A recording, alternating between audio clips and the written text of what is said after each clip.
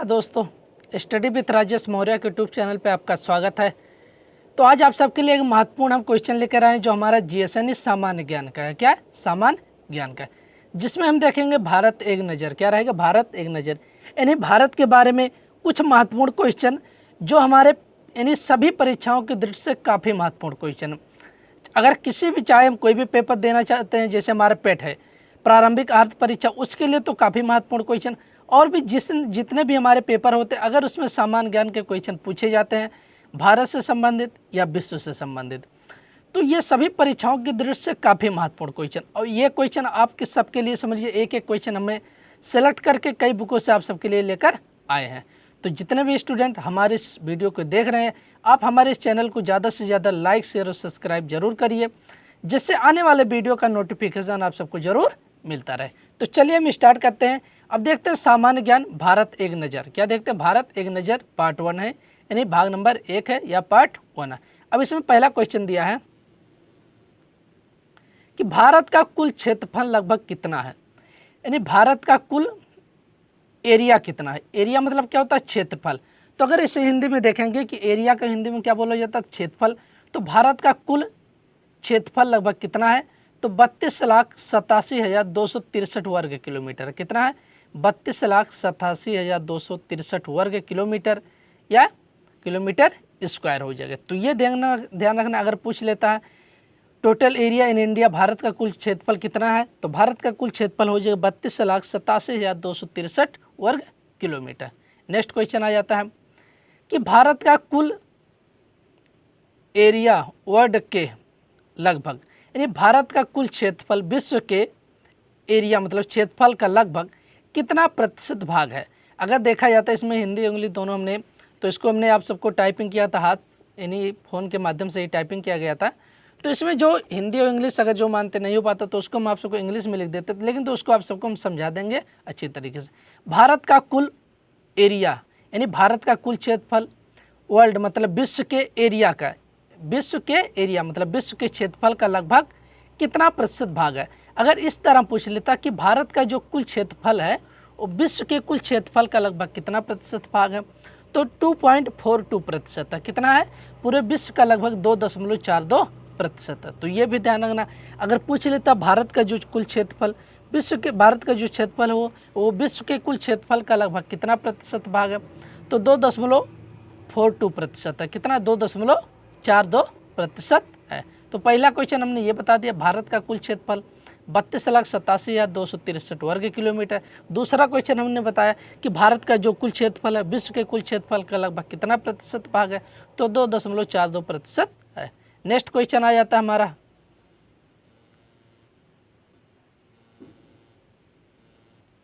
अब अगला क्वेश्चन हमारा आ जाता है कि संसार का सबसे अधिक एरिया किस देश का, यानी विश्व में सबसे अधिक क्षेत्रफल किस देश का है।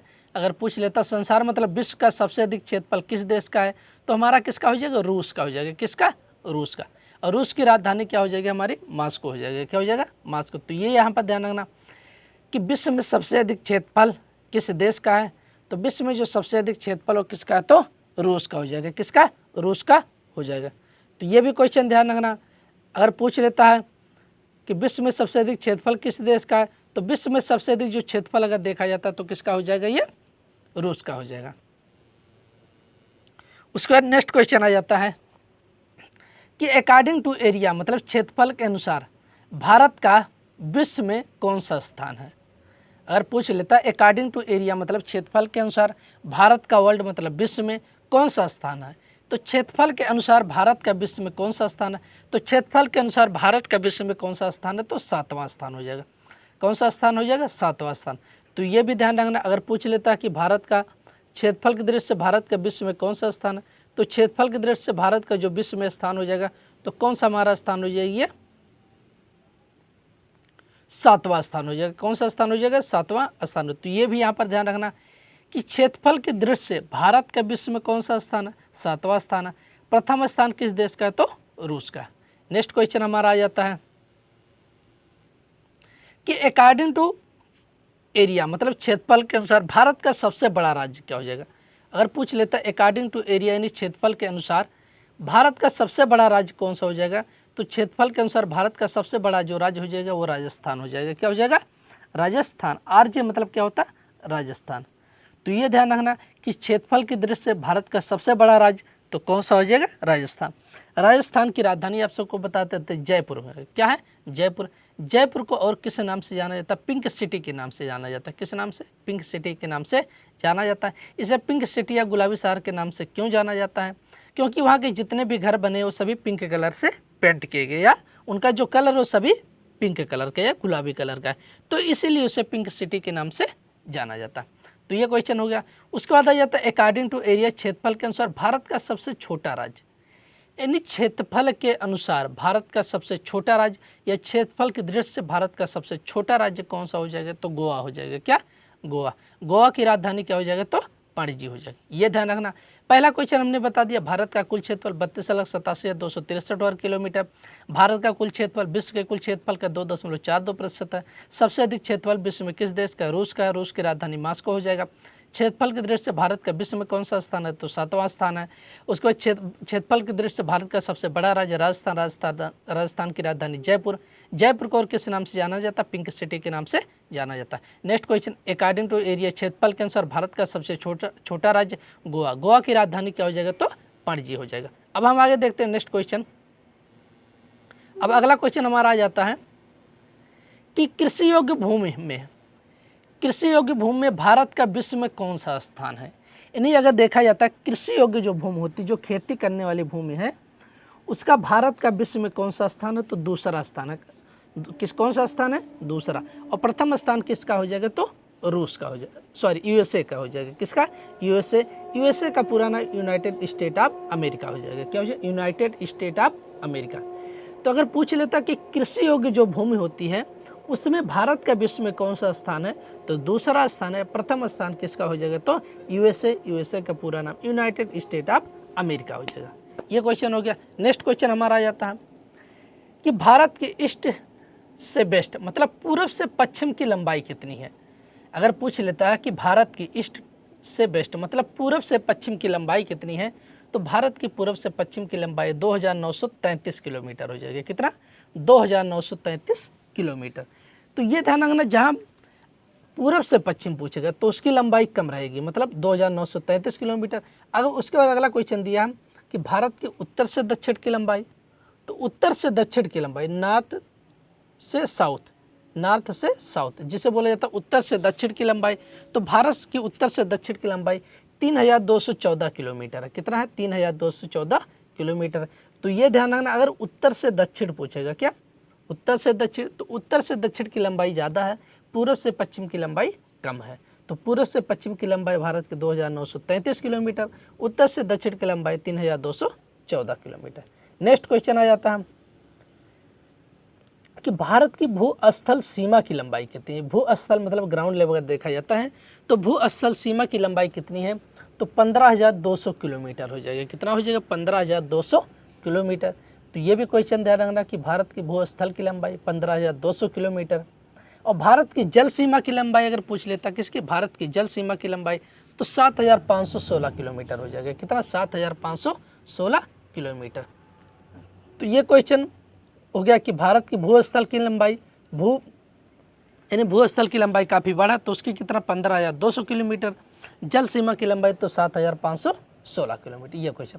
अब नेक्स्ट क्वेश्चन आ जाता है कि भारत के उत्तर में स्थित देश, यानी भारत के उत्तर में कौन कौन से देश स्थित हैं? तो ये भी हमारा ध्यान रखना, काफ़ी महत्वपूर्ण क्वेश्चन। समझ लीजिए, एक एक क्वेश्चन हमने सिलेक्ट करके लाया है कि भारत के उत्तर में स्थित देश कौन कौन से हैं। तो चीन, नेपाल और भूटान हो जाएंगे। कौन हो जाएंगे? चीन, नेपाल और भूटान।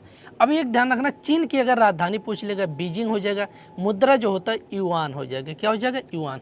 तो पहला ध्यान रखना कि भारत के उत्तर में कौन कौन से देश स्थित? चीन, नेपाल और भूटान। चीन की राजधानी बीजिंग हो जाएगी, नेपाल की राजधानी काठमांडू हो जाएगा, और भूटान की राजधानी क्या हो जाएगा? तो थिम्पू हो जाएगा। क्या हो जाएगा? थिम्पू। तो ये भी क्वेश्चन ध्यान रखना कि भारत के उत्तर में स्थित देश चीन, नेपाल, भूटान है। तीनों की राजधानी आपको पता होना चाहिए, चीन के बीजिंग, नेपाल के काठमांडू, भूटान की राजधानी क्या हो जाएगा? थिम्पू हो जाएगा। अब नेक्स्ट क्वेश्चन आ जाता है कि भारत के पूर्व में स्थित देश, अगर पूछ लेता कि भारत के पूर्व में कौन से देश स्थित हैं, तो इसमें हमारा हो जाएगा म्यांमार हो जाएगा, बांग्लादेश हो जाएगा, बंगाल की खाड़ी हो जाएगा। क्या हो जाएगा? म्यांमार हो जाएगा, बांग्लादेश और बंगाल की खाड़ी।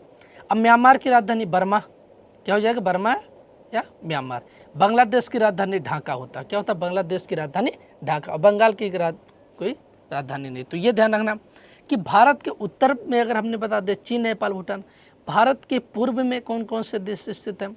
बर्मा यानी म्यांमार या बर्मा, म्यांमार की बर्मा हो जाएगा। उसके बाद बांग्लादेश, बांग्लादेश की राजधानी ढाका। उसके बाद बंगाल की खाड़ी। ये क्वेश्चन। उसके बाद अगला क्वेश्चन आ जाता है कि भारत के उत्तर पश्चिम में स्थित देश। अभी हमने उत्तर बताया था, अब आया था उत्तर पश्चिम में स्थित देश कौन कौन से। भारत के उत्तर पश्चिम दोनों में कौन कौन से देश स्थित हैं? कि उत्तर और पश्चिम दोनों को अगर देखते हैं तो दोनों में कौन कौन से देश पड़ते हैं? तो पहला हो जाएगा पाकिस्तान। क्या हो जाएगा? पाकिस्तान। दूसरा अफगानिस्तान हो जाएगा। क्या हो जाएगा? अफगानिस्तान। तीसरा हो जाएगा अरब सागर। क्या हो जाएगा? अरब सागर। तो पाकिस्तान की राजधानी आप सबको पता ही होगा, इस्लामाबाद। अफगानिस्तान की राजधानी क्या हो जाएगा? तो काबुल हो जाएगा। क्या हो जाएगा? काबुल हो जाएगा। तो ये क्वेश्चन एक बार दोबारा इसमें हम आप सबको रिवाइज करा दे रहे हैं कि अगर पूछ लेता कृषि योग्य भूमि में भारत का विश्व में कौन सा स्थान है, तो दूसरा स्थान है। प्रथम स्थान यूएसए का है, USA United state of America हो जाएगा। भारत की पूर्व से पश्चिम की लंबाई 2933 किलोमीटर, उत्तर से दक्षिण की लंबाई 3214 किलोमीटर हो जाएगा। भारत की भूस्थल सीमा की लंबाई 15200 किलोमीटर, जल स्थल सीमा की लंबाई तो 7516 किलोमीटर।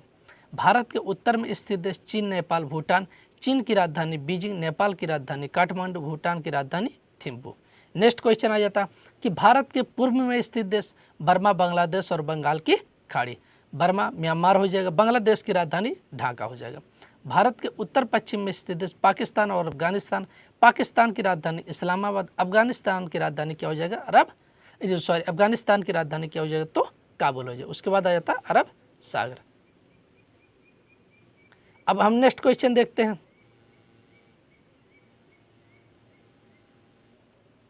अब हमारा आ जाता है कि भारत के साउथ में स्थित, साउथ मतलब दक्षिण, क्या हो जाएगा? साउथ मतलब दक्षिण। तो भारत के साउथ में स्थित कौन कौन से हो जाएंगे?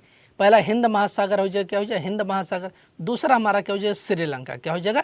श्रीलंका। श्रीलंका की राजधानी कोलंबो, और श्रीलंका का पुराना नाम क्या था? तो सीलोन था। क्या था? सीलोन।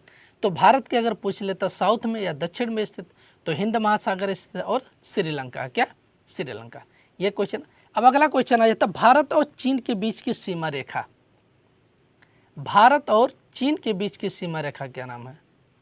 तो भारत और चीन के बीच के सीमा रेखा का क्या नाम है? मैकमोहन है। क्या है? मैकमोहन। तो ये भी क्वेश्चन ध्यान रखना, काफ़ी महत्वपूर्ण क्वेश्चन है जो पूछा जा सकता है कि भारत और चीन के बीच के सीमा रेखा के क्या नाम है? मैकमोहन। जो कब निर्धारित की गई थी? 1914 में निर्धारित की गई थी। कब? 1914 में। अब नेक्स्ट क्वेश्चन आ जाता है कि भारत और पाकिस्तान के बीच की सीमा रेखा के क्या नाम है? क्या हो जाएगा? भारत और पाकिस्तान के बीच की सीमा रेखा। तो भारत और पाकिस्तान के बीच की सीमा हो जाएगा रेड क्लिफ। क्या हो जाएगा? Red Cliff. इसका आप सबको हम ट्रिक बता देते जो बहुत आसानी से आप याद कर सकते। भरेपा, भा-रे-पा। अब भरेपा, भा से भारत हो जाएगा, रे से रेड क्लिफ हो जाएगा और पा से पाकिस्तान। तो पहले आप लिख लेना भरेपा, भा-रे-पा। अब भरेपा आप लिख लेंगे तो भा से भारत हो जाएगा और पा से पाकिस्तान और बीच में पड़ता है रे, तो रे मतलब हो जाएगा रेड क्लिफ। तो भारत और पाकिस्तान के बीच की सीमा रे हो जाएगा रेड क्लिफ, जो 1947 में निर्धारित की गई थी, 1947 में। अब नेक्स्ट क्वेश्चन आ जाता है पाकिस्तान और अफगानिस्तान के बीच की सीमा रेखा। तो पाकिस्तान और अफगानिस्तान के बीच की सीमा रेखा हो जाएगा डूरंड। क्या हो जाएगा? डूरंड। अब इसको भी एक ट्रिक से याद रखना, पांडुआ। क्या हो जाएगा? पांडुआ। पा से पाकिस्तान, आ से अफगानिस्तान और बीच में रहेगा डू, तो क्या हो जाएगा? डूरंड। तो पांडुआ से याद रखना, पाकिस्तान और अफगानिस्तान के बीच के सीमा रेखा क्या हो जाएगा? पांडुआ। तो अब पहले आप पांडुआ लिख लेना, उसके बाद आप तीर बना के लिख सकते पाक से पाकिस्तान और डू से डूरंड और वा से अफगानिस्तान। तो पाकिस्तान और अफगानिस्तान के बीच की सीमा रेखा क्या हो जाएगा? डूरंड हो जाएगा। अब अगला क्वेश्चन आ जाता कि कर्क रेखा भारत के कितने राज्यों से होकर गुजरती है? क्या हो जाएगा? कर्क रेखा जो है वो भारत के कितने राज्यों से होकर गुजरती है? तो कर्क रेखा भारत के 8 राज्यों से होकर गुजरती है। कितने राज्यों से होकर गुजरती है? 8 राज्यों से होकर गुजरती है, ये भी ध्यान रखना। अब नेक्स्ट क्वेश्चन आ जाता कि भारत के साउथर्न पॉइंट यानी भारत का दक्षिणतम बिंदु क्या हो जाएगा? साउथर्न पॉइंट जिसे बोला जाता है दक्षिणतम बिंदु, तो भारत का जो दक्षिणतम बिंदु हो जाए इंदिरा पॉइंट हो जाएगा। क्या हो जाएगा? इंदिरा पॉइंट। तो ये भी क्वेश्चन ध्यान रखना। अगर पूछ लेता भारत का दक्षिणतम बिंदु कौन सा हो जाएगा, तो भारत का जो दक्षिणतम बिंदु हो जाए इंदिरा पॉइंट हो जाएगा। ये क्वेश्चन ध्यान रखना। अब अगला क्वेश्चन आ जाता है कि त्रिपुरा और बांग्लादेश की सीमा रेखा को क्या नाम दिया गया है? यानी त्रिपुरा मतलब जो होता है ये 3 ओर से बांग्लादेश से घिरा हुआ राज्य है। ये क्वेश्चन यहाँ पर और बनता है। त्रिपुरा मतलब ये त्रिपुरा एक ऐसा राज्य जो 3 ओर से बांग्लादेश से घिरा हुआ राज्य है। तो ये भी क्वेश्चन पूछ लेता कि भारत का कौन सा ऐसा राज्य जो 3 ओर से बांग्लादेश से घिरा हुआ है, तो वो हमारा हो जाएगा त्रिपुरा हो जाएगा। अब यथा त्रिपुरा और बांग्लादेश की सीमा रेखा को क्या नाम दिया गया? तो जीरो लाइन, जिसे बोला जाता शून्य रेखा बोला जाता है। क्या बोला जाता? शून्य रेखा। तो ये भी क्वेश्चन ध्यान रखना। अगर पूछ लेता कि त्रिपुरा और बांग्लादेश के बीच की सीमा रेखा को क्या नाम दिया गया है, तो ये हो जाएगा जीरो लाइन। त्रिपुरा जो होता है बांग्लादेश के 3 ओर से घिरा हुआ है। तो ये क्वेश्चन हो गया। इसमें आप सबको एक बार दोबारा हम रिवाइज कर देते हैं कि भारत के दक्षिण में स्थित हिंद महासागर और श्रीलंका, भारत और चीन के बीच की सीमा रेखा मैकमोहन जो 1914 में निर्धारित की गई थी।